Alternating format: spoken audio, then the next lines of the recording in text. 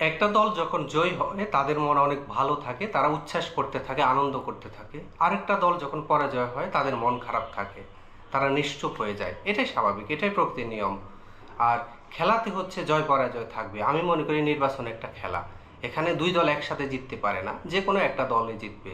স্বাভাবিক নিয়মে গতকাল বিএনপি জিতেছে, এটাই স্বাভাবিক। তো আমি জামাত ইসলামের ভাইদের উদ্দেশ্যে কিছু কথা বলতে চাই। আপনারা জিততে পারেননি, আপনাদের মন খারাপ, আমি জানি। তো আমি মনে করি এই না জেতার পেছনে আল্লাহ চাইনি বলে হয়নি। কেন বলি দেখেন, আল্লাহ আপনাকে জানে আপনার আপনার কাজকর্মে কতটুকু, যে আপনারা কি করতেছেন, এবং সেটার পাশাপাশি হচ্ছে দেশের মানুষ কতটুকু আপনাদেরকে অ্যাকসেপ্ট করবে তার আছে। তা এরপর রয়েছে হচ্ছে পারিপার্শ্বিক অবস্থা, আন্তর্জাতিক ষড়যন্ত্র। কখন আপনাদেরকে ক্ষমতায় বসালে আপনারা স্থায়ীভাবে, অর্থাৎ আপনারা সুশৃঙ্খলভাবে দেশ শাসন করতে পারবেন, সেটা কিন্তু আর উপরওয়ালা জানে। এখন যদি আপনারা ক্ষমতায় আসে, দেখেন একবার চিন্তা করে দেখেন, আমাদের বর্তমান বাংলাদেশে যে সিস্টেম রয়েছে, যে প্রশাসন বলেন, আমলাতান্ত্রিক যে সিস্টেম বলেন, প্রত্যেকটা জায়গায় হচ্ছে আওয়ামী লীগের রেখে যাওয়া সিস্টেম চলতেছে। আপনি সেনাবাহিনীর কথা বলেন, 16 বছর আওয়ামী লীগের লোকে নিয়োগ হয়েছে। একইভাবে প্রশাসন, প্রত্যেকটা প্রতিষ্ঠান হচ্ছে আওয়ামী লীগের লোক বসানো। জামাত ইসলাম যদি এই মুহূর্তে ক্ষমতায় আসে, আমার মনে হয় না তারা শান্তিভাবে, ঠিকভাবে হচ্ছে দেশ পরিচালনা করতে পারবে। সবচেয়ে ভয়ের বিষয় হচ্ছে সেনাবাহিনী যে কোনো সময়, 6 মাস, 1 বছর, 2 বছরের পর যে কোনো একটা অজুহাতে বিশৃঙ্খলা করে আপনাদের থেকে করে ক্ষমতা নিয়ে যেতে পারতো। হয়তো আমরা জানি না এমন হতো কি না, বাট আমার মনে হয় হয়তো বা হতো। সেটা আল্লাহ তাআলা ভালো জানেন। এই জন্য হয়তো আপনাদেরকে উপযুক্ত মনে করেনি এখনো ক্ষমতা দেওয়ার।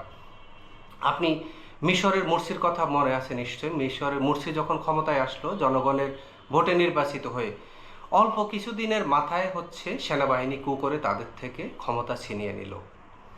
আর এরপরে মুরসিকে ফাঁসি পর্যন্ত দেওয়া হলো। অর্থাৎ একটা দেশে যখন করা হয়, সেই দল একদম নিশ্চিহ্ন করে দেওয়ার, স্বাভাবিক নিশ্চিহ্ন করে দেয়। তো আপনাদের নিশ্চিহ্ন না হওয়া থেকে যদি 70টা যে আসন পেয়েছেন, এটা কিন্তু অনেক। মানুষ এখন আপনাদেরকে যখন আস্তে আস্তে অভ্যস্ত হয়ে যাবে, না আপনারা আসলে, মানুষ যেভাবে নেগেটিভ অনেকে এখনো পর্যন্ত নেয়, তারা যখন মনে করবে না এই লোকগুলো এরকম না, আমরা যেমন ভাবছিলাম এরকম না, তখন মানুষের মধ্যে আস্তে আস্তে পরিবর্তন আসবে। এভাবে করে করে ধাপে ধাপে আপনারা একসময় হয়তো বা, আমার বিশ্বাস, ক্ষমতায় আসতে পারবেন। আমি এই প্রায় 50 থেকে 55টা আসনে দেখেছি মাত্র 2 থেকে 3 হাজার ভোটের ব্যবধানে জামাত ইসলাম হেরেছে। অর্থাৎ 70-এর সাথে চাইলে আরও 50টা যদি যোগ করা হতো, তাহলে সেক্ষেত্রে আসন হয়ে যেত 120টা। আরও কিছু আসন আছে যেখানে 10 থেকে 30 হাজার ভোটের ব্যবধান। এগুলো যদি আপনারা ঠিকভাবে কাজ করেন, এখন থেকে যদি পরিকল্পনা শুরু করেন, সামনের ইলেকশনে আপনারা হয়তো বা জয় পেলেও পেতে পারেন। আর সেটা সর্বশেষ হচ্ছে, এটা নির্ভর করবে আল্লাহ তাআলা কখন আপনাকে জাতির সেবা করার জন্য নির্বাচন করবেন, ও একমাত্র আল্লাহ তাআলাই জানেন। তো আমি মনে করি যে আপনারা এখান থেকে দুঃখ কষ্ট না নিয়ে এতটুকুতে শান্ত থাকেন যে নিশ্চয়ই আপনাদের তথা দেশের ভালোর জন্যই আল্লাহ তাআলা আপনাদেরকে এখন ক্ষমতা দেয়নি। আমাদের পাশের দেশ দেখেন ভারত, যে আমাদের সবচেয়ে শত্রু দেশ, আপনাদের কি এত সহজে মেনে নিত?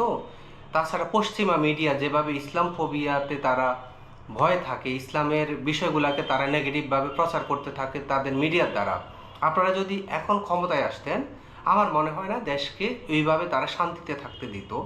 কিন্তু ধাপে ধাপে যখন আল্লাহ তাআলা বুঝবে যে না, এখন যদি আপনাদের ক্ষমতায় বসানো যায়, মানুষের মধ্যে যখন আপনাদের প্রতি একটা পজিটিভ মনোভাব চলে আসবে, জনগণ যখন আপনাদের আরও সংখ্যাগরিষ্ঠতা পেয়ে যাবেন, মানুষের মনোভাব যখন পরিবর্তন হবে, নিশ্চয়ই আল্লাহ চাইলে আমরা হয়তো একটা ইসলামিক শাসন দেখতে পাবো এই দেশে।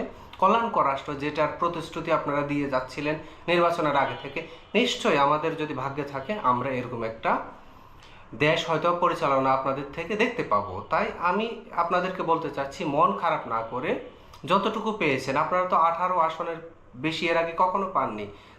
এবার দেখেন, যেহেতু আল্লাহ চাইছে বলে আপনারা 70টার বেশি আসন পেয়েছেন। আর আমি মনে করি এভাবেই ধীরে ধীরে আপনারা ভবিষ্যতে আরো সামনের দিকে এগিয়ে যাবেন।